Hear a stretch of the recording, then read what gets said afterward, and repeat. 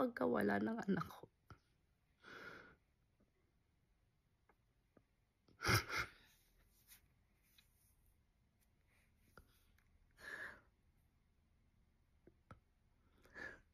Pero bakit parang sa'kin lahat sinisisi nila?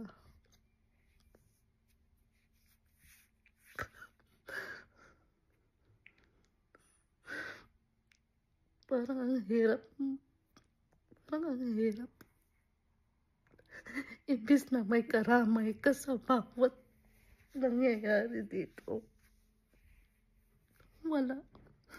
Wala kang matakbuhan na kaibigan kasi nga yung kaibigan na akala mo kaibigan mo na isa lang din pala ipagkakalat kung ano ang nangyayari sa buhay natin.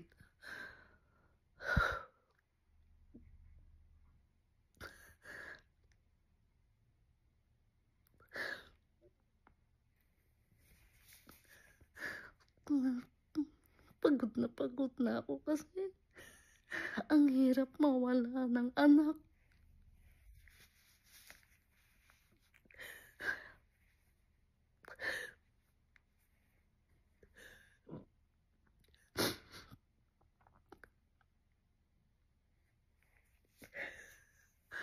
Sobrang hirap. Ngayon yung anak ko hawak ng gobyerno dito sa Sweden.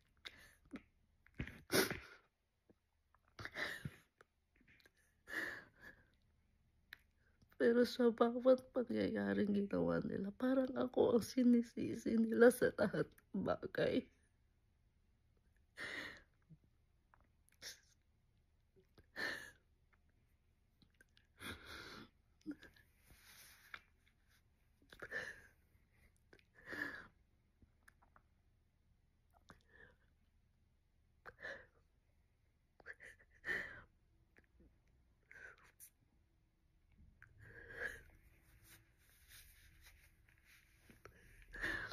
Ang hirap lang kasi na may maririnig ka na sasabihin na huwag ka na magkwento sa mga kaibigan mo. Kasi sila lang din ang nagsasabi, sila lang din nagkukuwento sa iba ng yun nga, yung sabi nila kahinaan ko. Ang hirap.